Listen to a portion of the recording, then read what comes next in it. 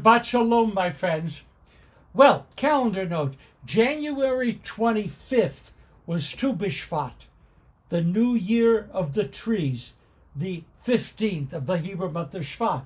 Actually, I'm taping this on the 25th of January, so today I'm in Tu B'Shvat. It's a time to celebrate nature, to work, to preserve our environment, and most of all, it is a time to plant trees. This year, the act of tree planting has been melded into the response of the inhabitants of those settlements viciously attacked by Hamas on October 7th. In many of those settlements, amidst the horrifying ruins, some of the locals have decided right now to plant trees. These victims have determined that they will return home, that they will rebuild, and that they will not be crippled by their grieving. For them, the planting of trees is a symbol of both defiance and of hope. So I'm wondering, just wondering, if some of you might also want to plant trees around your homes or maybe on your synagogue grounds, ask permission this weekend, and to then send pictures of that emblem of hope to your friends and relatives in Israel. I suspect that this would be a very meaningful gesture. Okay, our Sedra B'Shalach, Exodus 13, verse 17 and following. This Sedra is the home of what is perhaps the oldest piece of Hebrew writing in the Torah, maybe in the entire Bible, Shirat Hayam, the Song of the Sea. I would like to offer now the following excerpt from a Chabad commentary on Shirat Hayam. Quote, "Standing at the shores of the Red Sea, the Jewish people, under the direction of their leader Moses, began to sing Shirat Hayam, a song expressing their ecstatic gratitude and thanksgiving to God. And as Moses and his nation concluded their song, something inexplicable happened.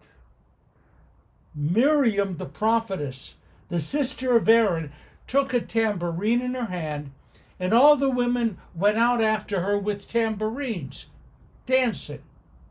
And Miriam answered them, Shiru l'Adonai, sing to the Eternal. Moses and the men sang their song, and then Miriam and the women rose to sing their song. The men sang with their voices, but the women's song was composed of voice, tambourines, and dance.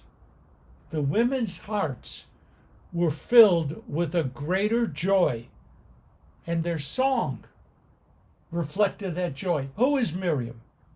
She, of course, was Moses' older sister, and thus Aaron's older sister as well. And it was she who saved the life of the baby Moses. You remember the story. More than that, Miriam is regarded by the Talmud as one of the 7 women prophets of Judaism, putting her in the company of Sarah, Deborah, Esther, Miriam. And tradition teaches that it was because of Miriam's zechut, her unique merit, that a water well followed the Israelites throughout their 40 years of wandering, and that well only disappeared when Miriam died.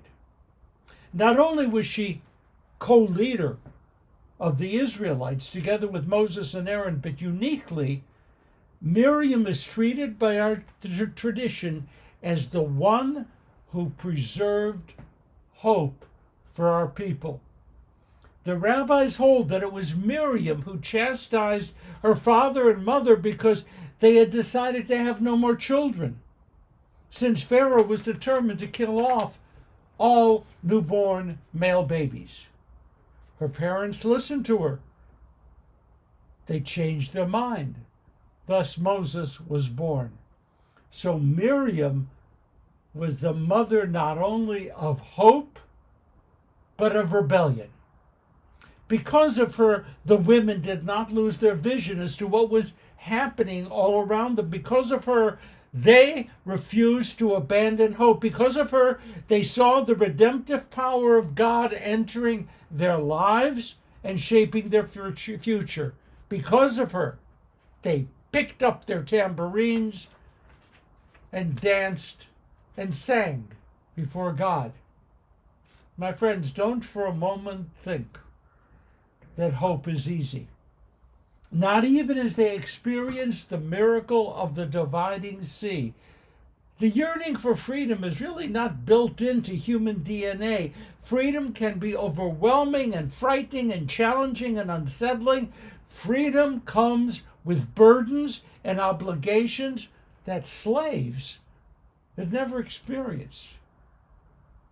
It wasn't too long before the people rebuked Moses, saying, "Hey, Moses, weren't there enough graves in Egypt that you had to lead us out into the desert to die?" It wasn't too long before they were concocting dream fantasies about how good they had had it in Egyptian slavery.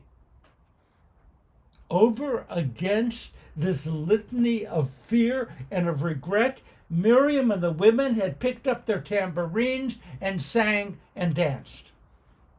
In a male-dominated society, they entered into a rebellion against all who would not see that a powerful future was opening before them. Let's be fair now, of course, just for a moment. In truth, there was so much that the escapees did not know and could not know. They certainly did not know God. They didn't know what God wanted of them, how God would set a pattern of expectations and demands that would shape this motley group of slaves into a force that would transform much of the world. They had no memories of Canaan, the so-called Promised Land. They had no idea that their escape from Egypt would become a powerful metaphor for freedom among all peoples. They had so little knowledge of what was ahead. As Aviva Zornberg has written, they had every reason to look around, to see the destruction of the Egyptian army, to see that vast openness of the wilderness threatening them, and to cry out, "What have we done?" When they reached Mount Sinai, Moses would disappear up a mountain. For many, Moses was godlike. Maybe Moses was even God. But now he's disappeared. How could that be? What will become of us? What will become of us? This was the same question that God asked Eve. What have you done? Eve's answer surely missed the mark. While at the sea and witnessing the miracle, they could follow Miriam in song. But it didn't take all that much time for their trust to weaken and to disappear. The words of the Song of the Sea are very revealing. They certainly do speak of victory and of salvation, but my friends, just as clearly, they speak of loss and of fear. The Sfat Emet, a great early modern commentator, noted that something unacknowledged but also very important happened as the women sang their song of trust and of faith. Not only did they see the miracle, but they were attracted to it. They were drawn to it. they began to feel empowered that somehow their singing was more precious to God than even the songs of angels. Freedom is frightening. God is unknown. But they somehow gained the feeling that what they were doing ultimately would shape human destiny.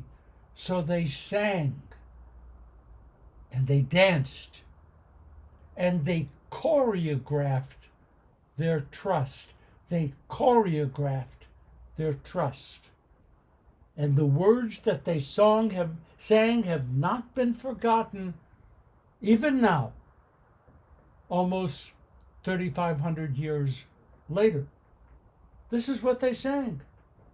Shiru Ladonai, sing to the Eternal, because God has triumphed gloriously.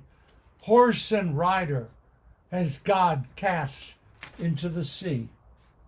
Okay. Let the planting of trees this weekend be our own song of trust and of hope. Those trees proclaim we cannot know the future, but we trust in our destiny. Shabbat Shalom. Plant some trees. Have a great week. Shabbat Shalom.